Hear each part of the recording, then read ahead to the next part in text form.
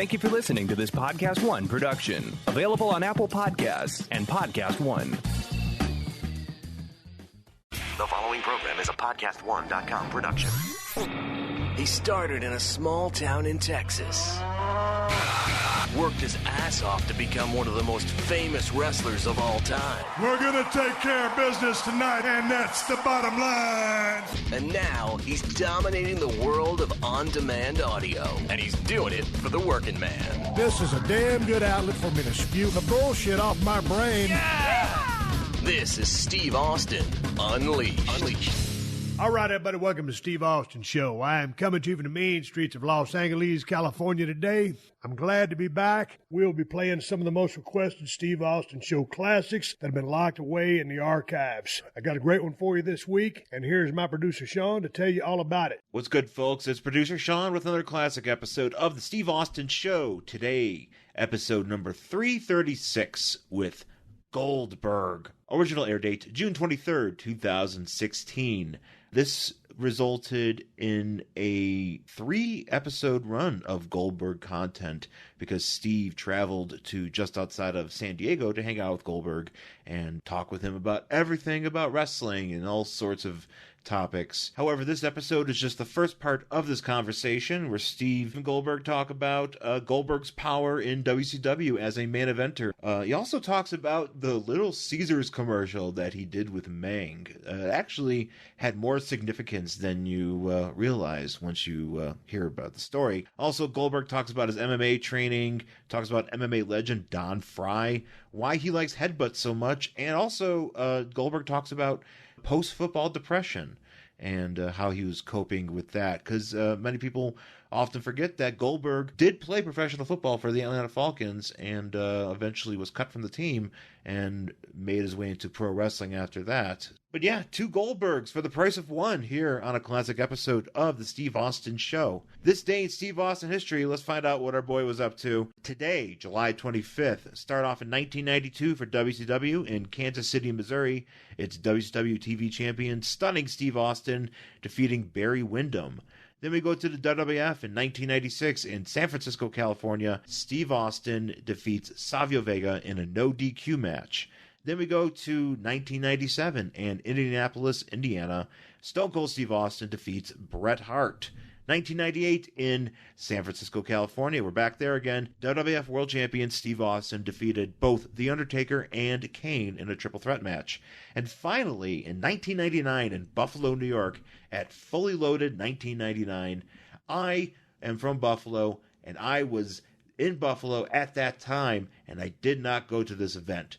I think I was working, helping out my father at a lawn fete at a local church. If you don't know what a lawn fete is basically a county fair, but entirely localized in a church parking lot. However, WWF Fully Loaded 1999 took place at the HSBC Arena, and WWF World Champion Steve Austin defeated Undertaker in a First Blood / End of an Era match when X-Pac interfered and kicked a chair into The Undertaker's face, and that allowed Steve to win the match because The Undertaker got opened up. And if you remember in the pre-match shenanigans on Heat, both The Undertaker and Steve Austin took turns bloodying each other prior to the match to try to give themselves the advantage, but ultimately came down to X-Pac interfering. After the match, Triple H attacked Steve Austin, but The Rock made the save. And now here's the catch, is that there were stipulations, because the end of the era part comes into play here. If Steve Austin won, Vince McMahon would have to leave the WWF forever. And if The Undertaker won, Steve Austin would never receive a world title shot again. Hence, Steve Austin won, and after the match, Austin and Taker continued to brawl until Taker left, and Austin gave McMahon a goodbye handshake just to eventually hit a stunner on him. So Vince McMahon never appeared in the WWF again. Anyways, that's your day in Steve Austin history for July 25th. I received my information from thehistoryofWWE.com. All right, folks, coming right up after the break, it's Goldberg on a classic episode of the Steve Austin Show. All right, let's get big up to Geico for being a loyal sponsor of the Steve Austin Show. Go to geico.com, and in 15 minutes, you can be saving 15% or more on car insurance. That's right. Save hundreds of dollars on car insurance at geico.com. Extra money in your pocket? It may just be the most rewarding thing you do today. This is Steve Austin Unleashed. We're rolling sound right now. This is Steve Austin. I drove down to the outskirts of San Diego, California. I'm not going to give my exact location. I'm hanging out with Bill Goldberg at the Goldberg compound. It's fucking amazing. Right now, we're going to sit outside and shoot the breeze and tell a few stories. I'm right now in the top of, what is this compound? Because the house is over there, Bill. You've got like 18 or 20 badass or 25 badass cars. We're in your personal gym right now, so tell me about this structure we're in.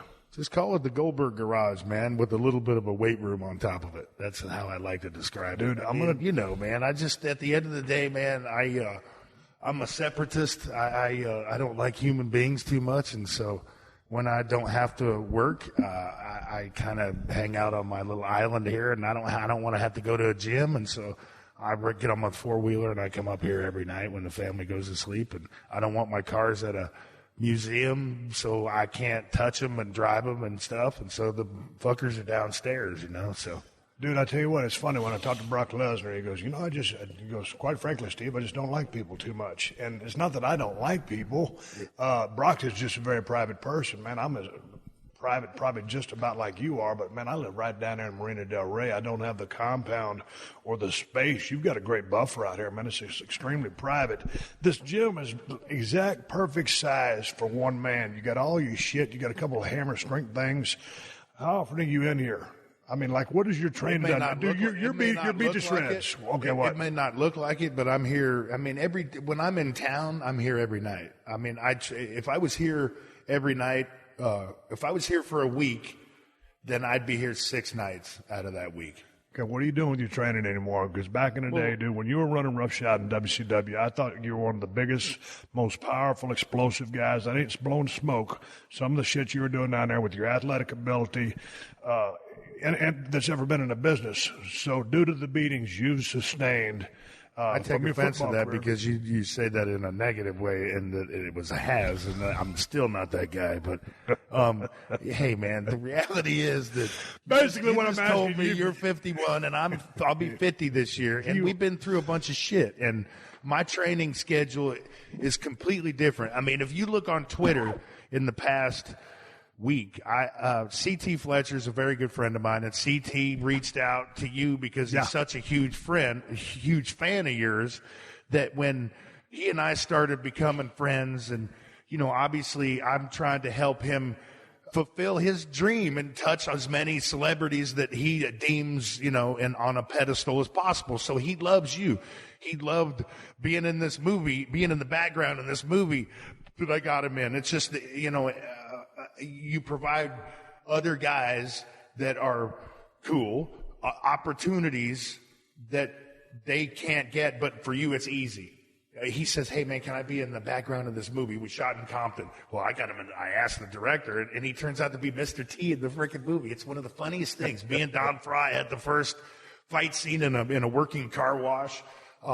You know, but stuff like that's cool, man. You know, so what are you doing with your training? My training, I see that bag right there, man. When I'm in town and I have time, I'm kickboxing 4 days a week. The only problem with that is that it's taxing on your toes because you break them a lot, and it hurts. You know, torn bicep. It hurts throwing punches. I gotta think about a punch for a second before I throw it, because I gotta tense up. You know, because all the connective tissue, it don't work like it used to. Yeah, but you're throwing hard punches. Won't you just back off the horsepower and just? I do, okay. Absolutely. I back off. There's no question, because I don't want to spar with guys and try to blow their heads off.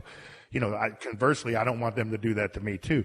But just even going through the motion, the problem with backing off of it and delivering it with control is that you want to be precise with it. Right? And so with being precise, you got to be quick. And so to get that fast muscle twitch fiber firing, you got to throw that thing right when you think of it. But my connective tissue, and it's tough to throw stuff immediately without preparing for it first, setting up for it, and then throwing it with power. It's kind of like putting a buffer around it. That's my training now. But what about all these weights? But I mean, I train here too. I mean, when I do Muay Thai, I still train here every night. But I train completely different, man. I train by myself. I don't train 3 hours. I train for 45 minutes. I do a circuit deal that I've been doing for 15 freaking years. I don't go nearly as heavy as I need to. But the reality is, doing that 4 days a week, man, you melt freaking. I got cardio now. I go 10 3-minute rounds with 30 seconds rest in between. With a light heavyweight, southpaw, that's a bad motherfucker, dude. And he's not trying to kill me, but we're trying to make each other work. And, I mean, I got this thing called cardio now. I never knew it. I never even knew it in football. And, I mean, let's be honest. What kind of cardio did I have to do to go out and, squash guys? I mean, that was one of my downfalls is that, not only could I not chain wrestle for a long period of time, I didn't have the cardio. I'd blow up like a fucking fish. But when I do that, now being as old as I am, I still want to fucking headbutt dudes. And so that I don't end up in jail, and then so that I don't hurt myself trying to hurt other people, I go to the gym, the Muay Thai gym that I've been a part of for 20 years. I'm part owner of it. I don't derive anything from it except for it's a place to go for the rest of my life, and it's a great place for my son to go. It's like 70% military. Ruben is the only 6th-degree Black Tiger Muay Thai instructor in North America. He's an ex-gunny. Like I say, like 75% of the people are ex-military in there, man. It's a great place for my kid to learn about life and about respect and about honor and about really, truly who the fucking heroes are in the world. It's not the people you see on TV. It's the guys the blue-collar guys. So, and it gives me the ability to hit people and kick people in the head and knee them without going to jail. And I still can beat Goldberg in a way that, it satiates me. It's fun for me. But the drawback with that, bro, one time, I mean, I'm not going to tell everybody what I weighed, but one time, I mean, I reached a weight that was like frickin' freshman college days. Because, man, weight just melts off you when you do this thing called cardio. I never knew what it was. But, dude, with your, let's walk over here and look at some memorabilia I want to talk to you about. But now that you've been out of the rings for so long and you go to and you've been doing the kickboxing stuff 15, 20 years, when you got away from the business, I'm sure you getting away from the business, you got your privacy back, but did you need a place to take your angst out? Was a ring or being in front of a crowd some type of therapy for you? Because absolutely. No question. When I got out of playing football, dude, are you kidding me? I mean, the only thing I ever want to do is play football. It's not, and everybody knocks me because I'm not the guy who's, forever a wrestling fan. Fuck, man. I used to watch, Texas Championship Wrestling, the Von Erichs, fucking Bruiser Brody, Ernie Ladd, all that shit from the auditorium, with my grandmother, back when I was a little tiny kid, man. But I had 2 older brothers who weren't wrestlers. They were football players. All I ever wanted to do was play football, So when I got the ability to play in major college, when I was fairly successful and I went on and played a short period of time in the NFL, and I got that dream cut short, I didn't know what the fuck to do. I had no clue, no direction. I didn't finish college, and even if I did and had a degree, I didn't want to do anything. All I ever wanted to do was be that meathead. I wanted to be an intelligent meathead that was world traveled and that knew what he was doing and that was an entrepreneur. But, when it's taken away from you, I went into depression for like 2 years. I've said it. Yeah, and I've said it. It was in my book, and I've said it to people. But, part of the depression is not being able to find an outlet to squeeze, an outlet to hit, an outlet to, I'm just that guy. That's just me. I mean, I've always been the meathead that likes physical confrontation, whether it's competitive or whether it's just to get stress out, whatever. It's just me, man. And I've apologized for it a couple of times, but I have no regrets, man. I mean, I enjoy being me. That part of me. Man, out here at your compound, you're on 30 plus acres? Yeah. It's so peaceful out here. I mean, it's when you go work, you have to go from 100. You have to be on. It's our duty to the public. It's our duty to every freaking kid that walks the planet that looks at Steve Austin and says, "Man, I want to be like him." When you're out in public, you have to be on key, on point, right? If you care about being that guy. I always cared about being that guy. I wanted to be that guy in football. But I wasn't that guy. Nobody knew who the Goldberg was playing football, except for he was the dude with the mullet hanging out, the guy fighting everybody. Yeah. You know, when you're on the road, when you're out in public, when you're working, you have to be on. And whether people realize it or not, whether that's you completely 100% of the time, or whether it's you 50% of the time, and you put that act on the other 50% of the time, it's taxing. It's tiring. Shaking hands, smiling, when you don't feel good, when you don't have sleep, when you haven't trained, when you haven't eaten. There's so many excuses we can come up with. But to me, it's very important to every time I walk out the door to be on, to be a hero for a kid, because that one day that I'm a dick, the one day that I don't feel like doing something is the day that that kid needs me, you know? And I don't want to place any more stock in who I am or what I do to kids than there is. But if there's one kid that I pass by and I overlook and he needed me, then I failed. So my point is, when I go out and I got to be that guy, it's tough.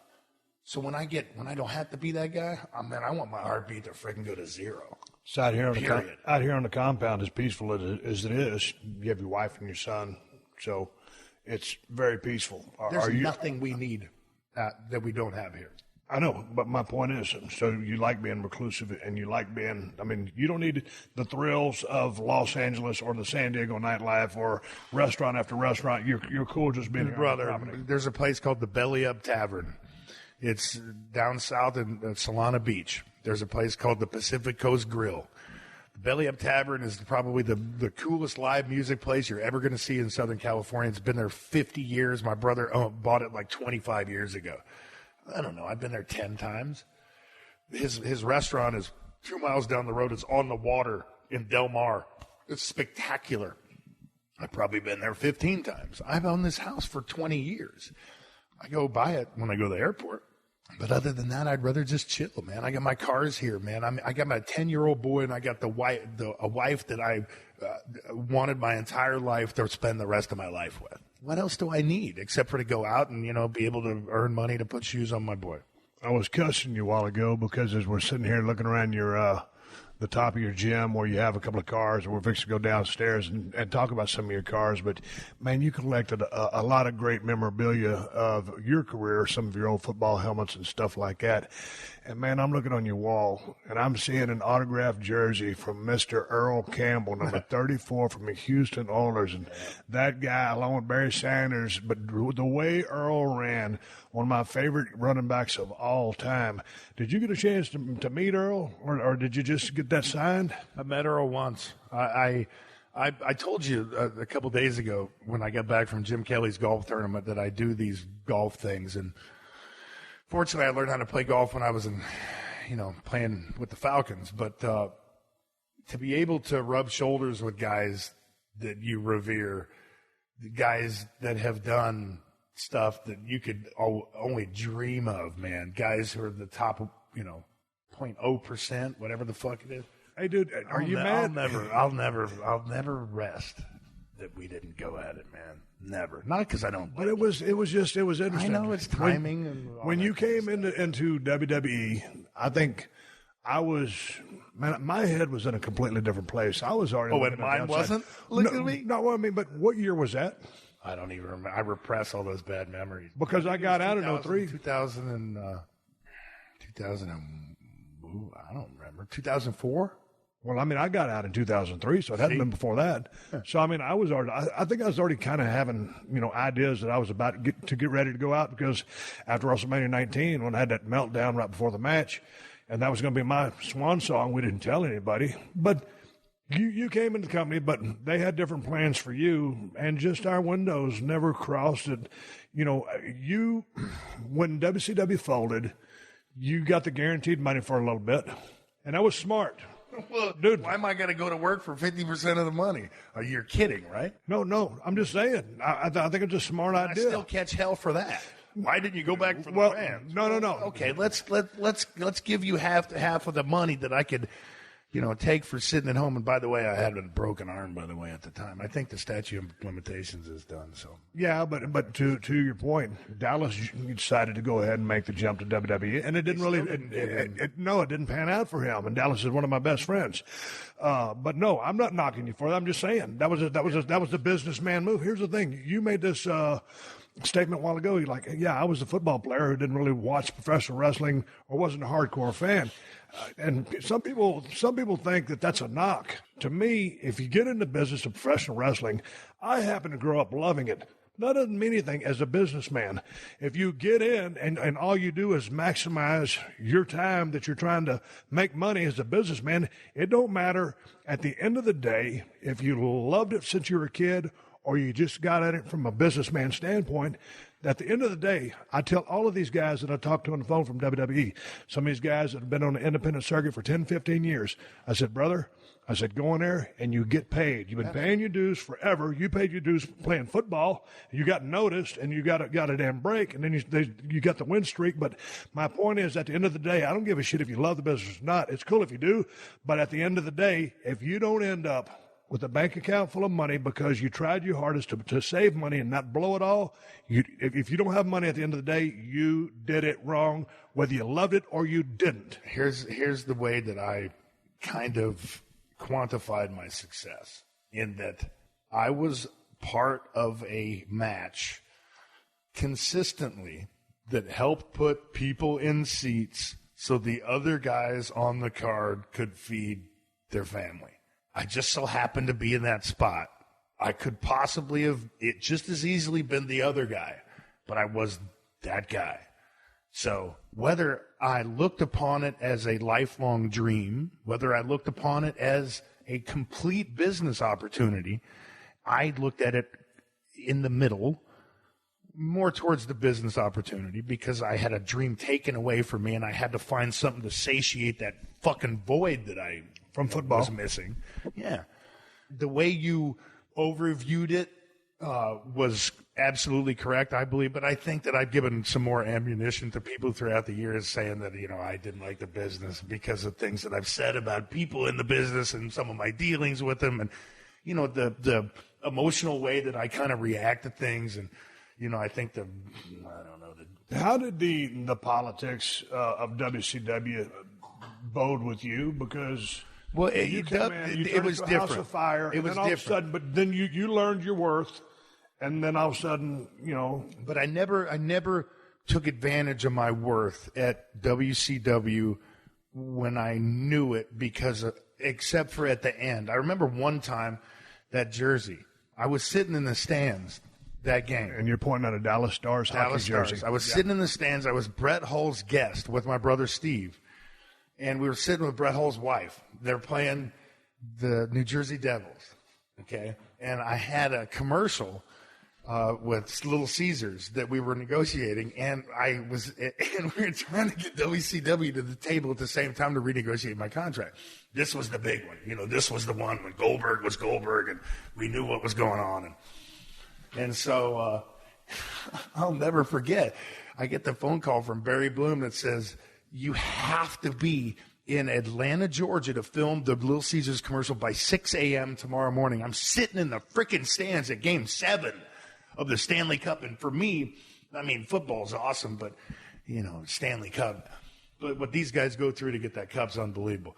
So I'm sitting there, and so whatever, I get charter plane. I don't give a fuck, whatever it is. I'm staying at this game. So I said, Barry, I'll be there, 6 o'clock, whatever. So that's a completely different story about how I got that jersey and how I ended up drinking out of the cup that night with the people that were competing against the guy who I had tickets with for. I was drinking with New Jersey at the end of the night. And I was there with Dallas. So, it was an opportunity I couldn't pass up. But anyway, needless to say, we flew to Atlanta, and I filmed the Little Caesars commercial. So to answer your question in a very long-winded way, that was one time when they want me to sign the whatever it was. And I get a phone call from Henry Holmes and Barry Bloom. Don't sign it. Whatever you do, don't sign it. If the commercial implies that you're eating this pizza without you signing it, you got them. I don't sign it. Meng and I are going through the commercial. We're wrestling. We look over. There's pizza. We sit down. We don't eat it, but the camera cuts away and it cuts back, and the pizza's half gone. Fast forward to my comeback. Megadeth's playing, and I'm in with John Taylor, my lawyer. And all of a sudden, I don't go out. We haven't gone to the table to do the contract. All of a sudden, we're sitting up in the monitor in the back room, and the commercial plays. And it shows me, and it shows the pizza, and he looks at me. He says, "We got him." That was it. That's the only time that I ever kind of understood that I had a little bit of power contractually and used it. I never used it. You asked originally about politics. I had a lot of power, quote unquote, in WCW at one point, but I always, and I'm not fucking baby facing bullshit. You know me by now. Yeah. I always felt bad about guys who have been in the business for 20 fucking years and they're jumping off a building for $20. And here comes Goldberg 6 months into the business and I got the fucking belt and I'm making whatever. Okay? So as a businessman, if I had no fucking heart, then I wouldn't have given a shit. And I would have just said, you know what? My bank account's getting huge. Fuck these other schmucks. Put them in the back seat, you know, and who cares about them? But I cared. Bobby Eaton. I wanted to put Bobby Eaton over at his hometown on his birthday in a dark match during my streak. They wouldn't let me do it. Nobody fucking tells you about that fucking story, but it's always Goldberg, you know, he was selfish and he was this and that and he was a fucking blow. Fuck you. You know, so I'll never forget. I think it was within my first 5 matches or 10 matches, I'm wrestling Barb. Barb and Meng were my mentors in a lot of ways, like the Steiners and in a way, Kevin. I go to the top rope with Barb. He belly to bellies me from the top rope. Whatever, fuck. I'm going to do whatever these guys want me to do because this is Barb, right? Yeah, Barbarian. And I'm in the business for a very short period of time, but I know who he is. And as a man and as a human being, you got to respect this guy. This guy's a fucking big teddy bear, but he's a family man. He cares about people, and he can crush you with one fucking hand. Yeah. So I think that everybody's got my best interest at heart, right? So I do anything that anybody asks. So after the match, we're walking to the back. Bischoff runs up to me. He goes, "Don't you ever fucking do that again." I said, "What?" He goes, "Don't you ever go to the top rope and let anybody ever do that to you again."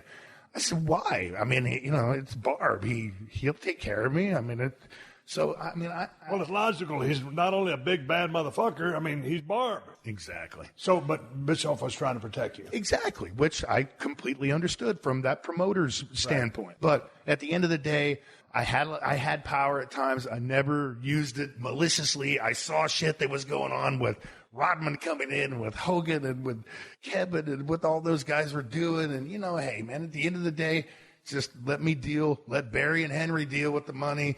And I'll come in, I'll do my job, I'll shut up because I ain't a fucking booker. I'm not a booker either. I don't have any idea that's better than, who am I to give an idea about who should beat me and who should, except for on logic. I based everything on logic. If you if you shot me with a howitzer and put Rey Mysterio on top of me and counted 1, 2, 3, I'm all good with that. But if you did something illogical, then that's when I'd say something. Right. Then that's when I'd put my foot down because I believed that if you're building this monster, then logic, I don't know the wrestling business, but logic's kind of going to tell me that if you put chinks in his armor along the way, in a goofy, satirical way, then it demeans the product and you might as well have not built it in the first place. When you said that you guys had them, meaning WCW, when the pizza commercial aired, how do you mean you had them at that point? From a leverage standpoint of negotiating because you were on the absolutely gimmick pizza commercial? We're standing in the house that Little Ceasar's built. Right. We're looking at it. It's over there through the window. Yeah. So, yeah, leverage. that brought them to the negotiating table. Here's the thing that you were smart enough to do at a very early age in the business, although you weren't so young on a chronological level. How old were you when you got into the wrestling business? Shit, I can't remember, but I'd been in the 30? league. I've been in the league for 5 years. I was older than that. Okay, but my point is, a lot of guys, myself included, when you come into the business, all of a sudden you're sitting in a room, and this is just the way it happens. You're in a room. We're over in the corner of Bill's man cave right here. His gym is right over to my right. But let's just say we're in a dressing room, and the dressing room might be 8 by 8 feet, and you're in there, maybe with Vince, with Jim, somebody else, maybe Bruce Pritchard. You might be whoever it is. That's who you're there with, and there's a contract right there laying on the table. And, here's all the reason you should sign it. And I'm like, well, yeah, it looks all right. And you're intimidated, and you're too stupid because you come from Edna, Texas. And you always heard when I was growing up, Bill, someone would say, yeah, well, I'm going to talk to my lawyer about this, or I got a call from my lawyer the other day. And as a kid, I would think, well, who in the fuck would ever need a lawyer? Because unless you got sued or you got in some trouble, but I wasn't a troublemaking kind of guy. So I'll never need a lawyer. So a lot of guys were hesitant, and they got bullied or just pushed into a contract. It was the old starving rock and roll contract, Bill. You just signed the paper, you want to fucking wrestle, there's the amount of money you're going to make, and you ain't got no leverage. So I signed a couple of those. You were smart enough. Hogan was smart enough to have a lawyer way before anybody. I didn't reinvent the wheel. The reality is that... Did anybody give you a heads up? Or what, your brothers, and your father was super smart. I came from the NFL. Right, you're right. I came from a profession. You came from agents. I had an agent. And, I picked up the phone before I signed with WCW. I picked up the phone. I called Jim Ross. Jim Ross gets me an appointment with Vince. I fly up to Vince, and I'm sitting in the office. And all of a sudden, an epiphany hits me that I didn't call my lawyer. I didn't have but the only reason why I didn't have my lawyer is because he's football. It's the NFL, right? What the hell is he going to do with wrestling? And I say it out loud. And the secretary, God bless her soul, I hope you're still not there, because if you are, you're probably going to get fired right now. She said, oh, Vince doesn't like lawyers. And I went, ding.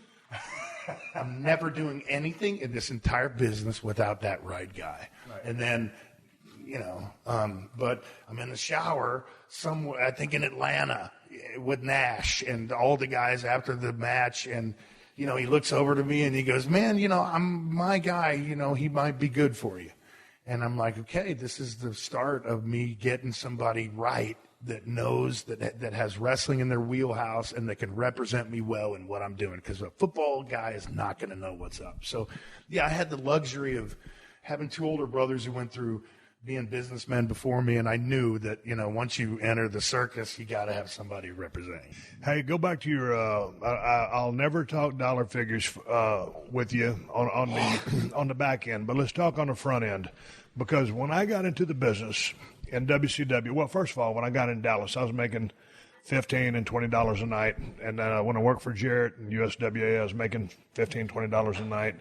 And, dude, those were some brutal car trips. And it was the funnest time of my life. I was starving to death, but I was learning a shit pile of information about the business of pro wrestling and working with some extremely talented guys. All of a sudden, I'm starting to get a little traction due to my high-profile feud with Chris Adams. I get a call from Tom Pritchard. He goes, hey, man, because Tom was hooked in. He was connected. He goes, hey, Dusty wants to talk to you down there in WCW. This is when Dusty had the book. I flew down to Atlanta. I visited with Dusty. I said, yeah, man, I'm working heel. I'm working a Stunning Steve. He goes, yeah, baby, I've been seeing you on the television. I like what you do. And he brought me in. Okay, here's the deal. When you first signed with WCW, your first contract was $75,000. This was back in the day. Then your contract rolled over and went to $156. Sometimes it went to $105, but most time it went to $156. After that second year, then it was a free-for-all. You were up for negotiation. So, dude, when you go from making $15, $20 a night to 75 G's, that is a shitload of money. Absolutely. Now, in the big scheme now, not so much. Well, it's all relative. But first year, not anything after the first year. When you came in first year, what kind of dough were you making? I can't remember, to be perfectly honest with you, man. I don't remember, but I know that I never made more than the minimum in the NFL. So which was, I can't fucking, 150, something like that in my last It wasn't year. A shitload. So it wasn't a shitload by any stretch of the imagination. The big money was to become, once you got the agent, the lawyer in place, and you had the leverage. Within 6 months, or 8 months when I went from wrestling dark matches with Manny Fernandez at Universal Studios to, wrestling Scott Hall and Hogan at the Georgia Dome. I was making more in 6 months than I did playing the NFL in a year, exponentially. How did you fit into the locker room when you first came in? All of a sudden, there's this big fucking jacked up dude, and you had a look and a presence. And all of a sudden, you're getting in the ring, you get a mega push. I mean, because people started responding to you. Dude, you got over. You had a presence, you had a gimmick, you had a look, you had the explosion. To get over, you establish a relationship with the crowd, and that crowd has expectations from you from then on, in your career. Like you said, the chinks in the armor, if you're building something. But you have to identify with that crowd, whether it's love or hate. They bought into the Goldberg thing. So all of a sudden, you get hotter than you probably got hotter than anybody in a short run that I've ever seen in the history of the business. How did that impact the locker room and people's perception of you? Now, you said earlier, you're just trying to help everybody out, but all of a sudden you're turning into a megastar. How did the temperature change? It was, there were, there had been a lot of guys resent you. They were hot and cold. There's always the resentment. There's always the Steven Regal match. How can you paint anything other than resentment on that match other than that? The office didn't tell him to go out there and try to take advantage. Beat up a guy who had no idea what the fuck was going on. So what was that match? Ask Steve. I have no idea. I just know he tried to kick my face in a couple times, and I was just giving him my face. And hey, at the end of the day, man, if I still don't know, it's all good, man. He's a shooter. He and the other, dude who was there at the time, Dave Taylor. It's all good. If that made him feel better, then fine. But, I don't get it. I'd love to fucking scrap with him right now. It'd be beautiful. I'd love to, at the time of knowing what he was going to do. But at the end of the day, it was resentment. But was that a learning example? Was that a learning experience for you? Because obviously you didn't know what's going on. Everything you do is a learning experience. Thank you. Everything you do, both good and bad. I told my son last night after they got the shit beat out of him in a baseball game.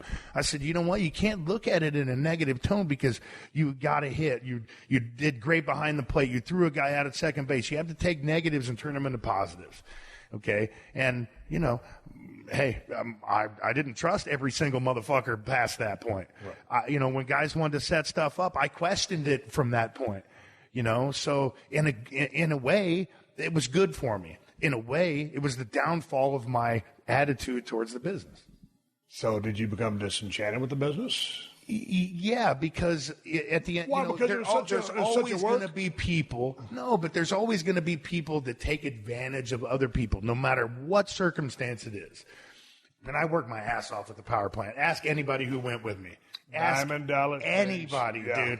I had video cameras set up. I'd study fucking hours of the UFC. When the UFC had the instructional tapes out, like Shamrock had one, Severn had one. Everybody had one. I studied every single thing. I watched tapes. I watched freaking hours of UWF. I watched Japanese pancrase. I watched everything. And I try to emulate the moves there. Robbie Rage, high voltage, those guys, Kenny Chaos. Man, and then I owned that big MMA gym at the time. Man, I was a student of the craft. I wasn't Dallas Page by any stretch of the imagination. I couldn't sit there and give you a 14-page, outline of a match. I couldn't look at it from that analytical standpoint. But if you give me a scenario where you want violence, I can fucking give you violence like anybody that's ever stepped in the ring or anywhere else. It's like doing, some of these movies and watching a stunt coordinator go through a fight scene and you're like, really? You get paid to do that?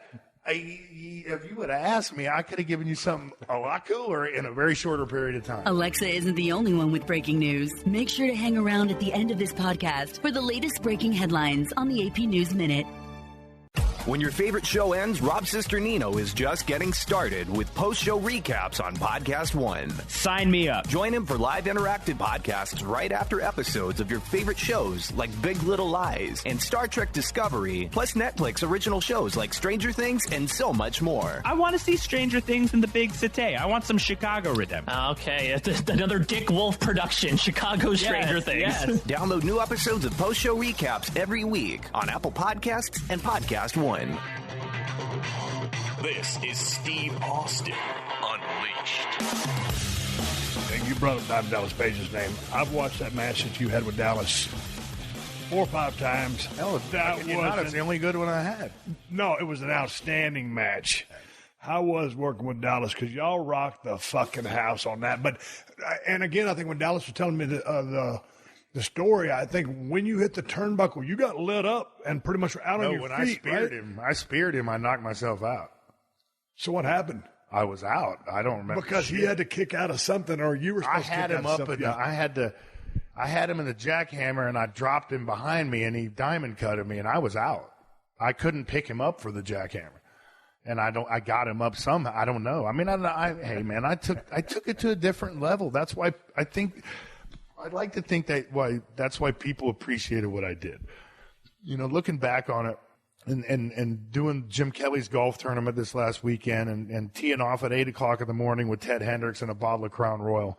You know, a guy whose jersey should be on that wall, who's an idol of mine, who, you know, one of these days may succumb to, you know, this concussion thing in the NFL.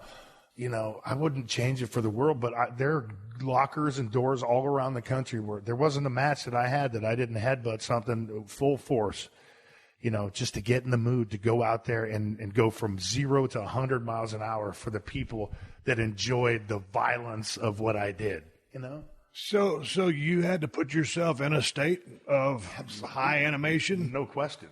And the worst part about it, that's the good part. The bad part is coming down from that, and you know that. Man, it was real interesting. The highs and lows of the business, the come down, and a lot of guys meet harm's way just because they resort to a lot of bad shit. And there've been a lot of guys that have been in the ring at a real young age, from 20s, 30s, generally the 40s, and they're kicking a bucket. What was the deal for you coming down after a big match? To me, it was just riding down the road and I'd start drinking beer, or I might be in some Crown or whatever. It wasn't no big deal. But for me, I mean, all I did was turn the volume up because I was almost stone cold all the time back then. I just turned the volume up a couple levels. It was just like after a football game. It was no different for me. I just tried to get as quiet as possible. I mean, I was smart enough at that point. I mean, I went out and I did some things and, you know, had a lot of fun. But who were you traveling with? Well, when I tell you that, you're going to know why I have just a little bit of coolness in me. You know, I mean, I traveled with Hennig. I traveled with the Steiners, man. I traveled with Nash. Hennig, God rest his soul, was one of the coolest human beings. Rick Rude, I traveled with Rude. He was so great. Now you know. Yeah. I mean, these guys, they didn't give a shit about taking advantage of me. The Steiners knew I was a hard-ass football player. I was a jock. Okay. Hennig appreciated me because I was that jock, but had a huge sense of humor and appreciated the business and would help people out. And inherently am a nice guy because at the end of the day, because I care about the kids. You know, Rude, he was just a man's man, dude. He was That's the way I always described him. If there was something on his mind, he would tell you exactly what was on his mind. Like Fry. Yeah. He looks, talks, acts exactly like Fry. And I think Fry's going into the MMA Hall of Fame. I got a funny story about that. I'm watching I haven't seen Don Fry in 10 years. Tell me a Fry story. I'm watching 199, and it was one of the best fight cards I've seen. God damn, it was good. And finally, Fry gets inducted, right? And so immediately I pick up the phone and I call him, and then I hear shit in the background. He's like, "Hey, how you doing?" I said, "Dude, congratulations." He goes, "What'd they do?" I said, "Man, they inducted you in the UFC Hall of Fame." He goes, "No shit." Really? I'm like, "Yeah, are you going to be there?" I said, "Yeah, man, I'll be there, you know."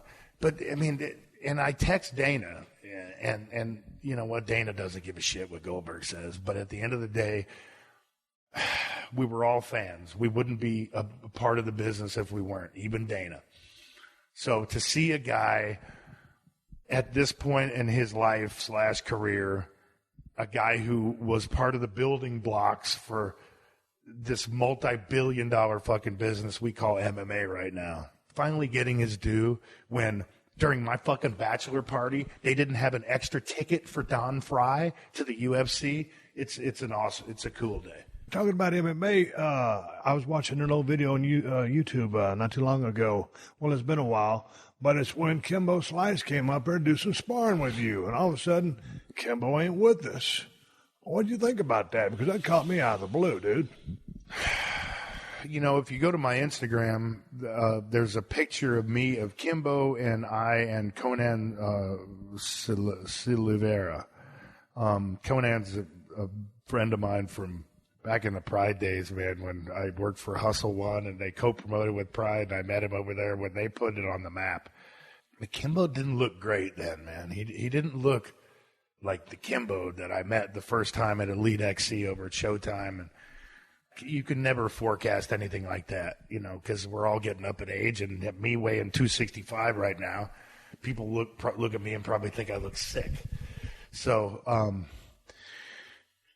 all I can say is at the end of the day, I think shit's going to hit the fan with the commissions. That's the big thing that's going to come out of this, which I hope so, because, you know, commissions everywhere need to be, you know, curtailed. But in what regard? Why would he spark something from a commission? Man, I mean, between he and his opponent in that last fight, whether it's going to a certain state that has a more lenient commission, or whether it's, I'm not accusatory by any stretch, whether it's, you know, doctoring documents or making it easier for some guy who shouldn't be fighting. Okay. That's what I'm talking about. Got you. I don't know. I mean, I personally believe that, hey, man, I was considering a fight with Glory Kickboxing a year ago.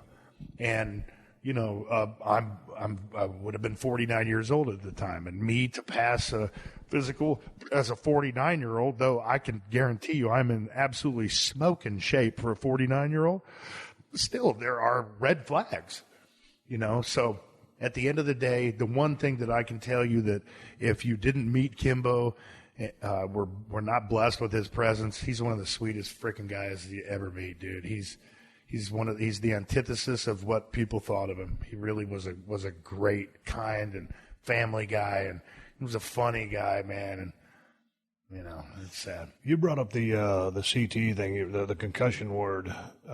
In your football career, in your wrestling career, how many concussions do you think you suffered from?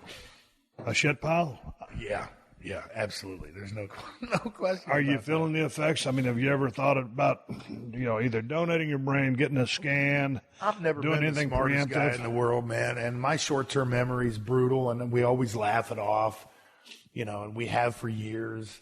I mean, the reality is, you know, the whole concussion thing in the NFL and the lawsuit. I mean, that's a whole different podcast, and that's, you know, but. If you don't think that there's going to be some type of trauma at a sport like that, then, you know, you're not the smartest motherfucker in the world. But there's, you know, and the deal's coming out with Ali about they don't think that they're not 100% sure that the blows of the head were the cause of Parkinson's. Right. But, I mean, and logic's going to tell you, man, that, you know, if you consistently bang your head against a hard object, then there's going to be some detrimental effect. So, have I felt it? Yeah, I don't know. I'm getting older and things are going to slow down. But, I mean, I wouldn't change anything for the world. The state that I'm in right now, I mean, the effects, the negative effects that I feel, whether it be an ache or a pain or whether my vision not being like it was or me not being as strong and whatever. Well, you're not going to be as strong just because of age, but on a 1 to 10, 1 being real, let's say 1 being real shitty and 10 being $1 million on just an average basis, pain-wise or just general health-wise, where would you put your level right now? 10 is great. 1 is we're talking about, shits. you know, when we touched on cardio a minute ago. If cardio is the determining factor of a health fitness level, fuck, I'm in the best shape. I'm in the best shape of my life. Okay. If it's predicated upon aches and pains, yeah. I'm 145 years old. But, you know, my mentality is such that, you know, I got, you know, I don't know, last year, these 4 toes right here, I smashed every one of them in the ring. Then I did an endo on my four-wheeler and smashed them again. But it doesn't prohibit me from going in because I tape them together and I live through the pain, because at the end of the day, the good thing that I get out of it is much better than the bad thing. So the problem with me and guys like me and you is that our pain tolerance is such at a level that we'll deal with it and accept it and know that the rest of our lives we're going to be in pain. So to answer your question, man, I don't know. I'm in a lot of pain. Okay, here's a question. But it doesn't stop me from doing anything I want to do. Alarm clock goes off, or you just wake up. You just jump out of bed and start running around. I'm Nick Nolte from North Dallas 40. There you go. Okay, if no one has seen North Dallas 40, Nick Nolte getting out of bed is one of the greatest scenes in the world. And nobody's seen North Dallas 40. They don't know what football was like in the NFL during the 70s and 80s. Or a wrestler's life after been down the road a few times. It's the wrestler. It's the same exact. I told a guy in the NFL, had been there 13 years, at Jared Allen's golf tournament, which you have to go to next year because it's called Night Ops. It's Homes for Heroes. It's a great charity, man. The guys that absolutely fucking love you because they like me and they just think I'm you, and that's why they like me. So there's a guy that had been in the league like 14 years. He played for Carolina, but he'd never heard of North Dallas 40. And so I was giving him an analogy of what the league was like, and I said, dude, if you want to know, don't listen to what I say. Just rent this movie. So, man, it's just absolutely the one. It's the top. It's above The Longest Yard in my book. What ultimately led to you saying, hey, man, you know what? I've been here. I've done that. It's time to ride off in the sunset as far as my wrestling career goes. There were a lot of factors to it, man. I mean, it wasn't fun for me anymore. I felt like, up at the WWE, I always felt like there was something fighting against me. I mean, whether I was being paranoid, which whatever, it's just the feeling that I had. Paranoia exists in the business with everybody. And, it turned out to not be very much fun for me. I felt as though the work that I put forward, the monetary regain that I got was great, but life's not about just money, man. I mean, I wasn't having fun anymore. The only thing that I enjoyed was every once in a while going out there and pressing some dude and dropping him, spearing a guy, and walking out of the ring and grabbing a kid and handing him the belt and, picking him up over my head and making him smile and forget about every single thing that's going on in his life and just being in the moment. That's what I miss about it. But when Rosie, I had a match, and it's documented. I've said this before. When I left the match, I won the match. I'm the hero. I come out, I grab a kid, 5 years old, I pick him up. He's awesome. I walk to the back, I pass Rosie, and I love Rosie to death, man. He's one of the best dudes ever. But he was the superhero in training, and it said shit on his shirt. And here I am, trying to be the eternal good guy and the superhero for kids and speaking on Capitol Hill about cockfighting. And I know it's a fucking work. I get it. There's got to be good and bad and this side and that side. But it was the straw that broke the camel's back, man. Your contract ended with WWE and you just never renewed? Yeah. After a year? Yeah. And I was pissed off at the end, and like a little kid kicking his books on the way out, and being a little dick. And hey, I don't know, man. It's just it didn't turn out the way I envisioned it. All right, let's get some props to our friends at TrueCar for supporting podcasts from day one. TrueCar knows that every car comes with its share of stories. That ding in your bumper from when you attempted to park somewhere in Los Angeles, or the mileage you saved by taking a bus all summer. While you can't put a price tag on your stories, now with TrueCar, you can at least find out what your car is worth when it's time to sell it or trade it in. Just go to TrueCar, simply enter your license plate number and watch how your car's details pop up. Then just answer a few questions. Navigation, moonroof, spacious trunk. This way, you'll know how much of a hit it's going to be so you can plan ahead. Once you're finished, You'll get a true cash offer sent in minutes, which you can take to a local certified dealer to cash out or trade in. So when you're ready to experience a better way to sell or trade in your car, check out TrueCar today. True cash offer not available in all areas. Hey man, you're going to need some car insurance for that vehicle. Go to geico.com and in 15 minutes, you could be saving 15% or more on car insurance. That's right. Save hundreds of dollars on car insurance at geico.com. Extra money in your pocket. It may just be the most rewarding thing you do today. All right, I'm giving Sean a go-home cue, so let's wrap it up for this week. Please don't forget to rate and review the Steve Austin Show on Apple Podcasts and tell your friends to check us out. Word of mouth is the best way, or about the only way we really advertise for the podcast. Many other people are in that same boat, so if you enjoy the podcast, please recommend it to a friend. And if you want to reach me here on the podcast, please send me an email to questions@steveaustinshow.com. If you don't know, you should know. I've got an IPA on the market, and I think my IPA is one of the best beers in the United States of America. It is called Broken Skull IPA from El Segundo Brewing Company, and you can find it at Whole Foods and Total Wines if you live in SoCal.